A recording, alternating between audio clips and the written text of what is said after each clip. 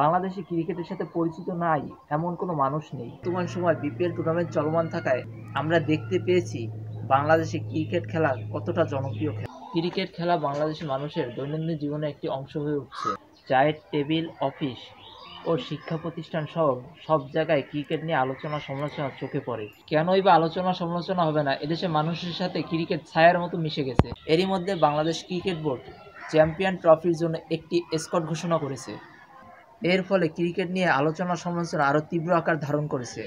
বিশেষ করে লিটন কুমার দাস ও হাসান মাহমুদ দলে না থাকায় এ আলোচনা আরও তীব্র আকার ধারণ করেছে। বাংলাদেশি ক্রিকেট প্রেমিকদের মধ্যে হতাশা কাজ করছে। অন্যদিকে বিতর্কিত সেই সাবেক ক্যাপ্টেনকে বর্তমানে ক্যাপ্টেন রেখে মনে হচ্ছে গরম তেলে পানি ঢেলেছে বাংলাদেশ ক্রিকেট বোর্ড।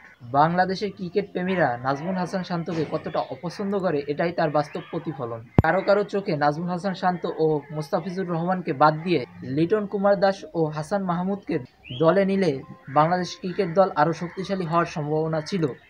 এমন সব তথ্য জানতে আমার এই চ্যানেলটির উপর নজর রাখুন এবং চ্যানেলটি সাবস্ক্রাইব করে সাথে থাকুন।